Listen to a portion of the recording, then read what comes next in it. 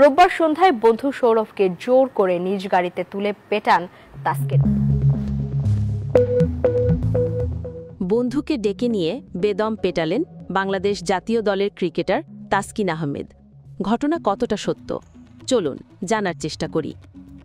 একটা সময় ছিল একে অপরের পাশে থাকতেন প্রতিটি আনন্দ আর দুঃখে, কিন্তু সময় বদলায়, মানুষ বদলায়, আর কখনো কখনো সম্পর্কও বদলায়। তাসকিন আহমেদ বাংলাদেশ জাতীয় দলের পেসার, দেশের ক্রিকেট প্রেমীদের প্রিয় মুখ। আর সৌরভ, যিনি একসময় তাসকিনের খুব কাছের বন্ধু ছিলেন। কিন্তু আজ এই দুই নাম একসাথে উঠে আসছে সম্পূর্ণ ভিন্ন এক ঘটনার খবরে। ২৮ তারিখ খবর ছড়ায় তাসকিন আহমেদ তার এক বন্ধুকে ডেকে নিয়ে বেদম মারধর করেছেন। বলা হয় তাসকিন ছিলেন নেশাগ্রস্ত আর সেই বন্ধুর নাম সৌরভ। তারপর আসে থানার জিডির খবর, গণমাধ্যমে শিরোনাম হয় তাসকিন। কিন্তু ঘটনা কি আসলেই এমন? তাসকিনের বক্তব্য সম্পূর্ণ ভিন্ন।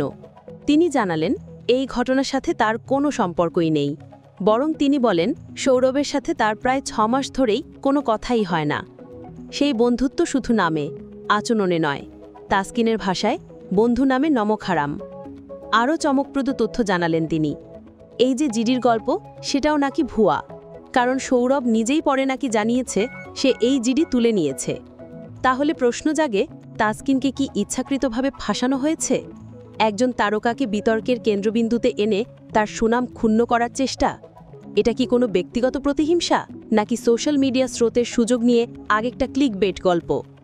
আজকের দিনে কাউকে ভিলেন বানাতে সময় লাগে না। একটা পোস্ট, কিছু ভুয়া তথ্য আর কিছু জনমত, ব্যাস তার জীবনের অর্জন মুছে যেতে পারে নিমেষেই। এই ঘটনাটি আমাদের শেখায়, সতর্ক না হলে সত্যও হারিয়ে যেতে পারে মিথ্যার ভিড়ে। একটা অভিযোগ যদি ভুল হয়, তবে সেই অভিযোগই একটা মানুষের জীবন গুড়িয়ে দিতে পারে। তাসকিনের মতো একজন খেলোয়াড়, যিনি দেশের জন্য মাঠে ঘাম ঝরান, যিনি কোটি মানুষের ভালোবাসায় বড় হয়েছেন, তারও যদি সম্মান এমন সহজেই প্রশ্নের মুখে পড়ে, তবে আমরা কিভাবে তাকে নিরপরাধ ভাবব? সচেতন হই, দায়িত্বশীল হই। অভিযোগ উঠলেই দোষী ভাবা নয়, খোঁজ নেই সত্যের, বুঝে নেই প্রেক্ষাপটের। কারণ একজন মানুষকে ফাঁসানো যত সহজ, তাকে ফেরত আনা ততটাই কঠিন।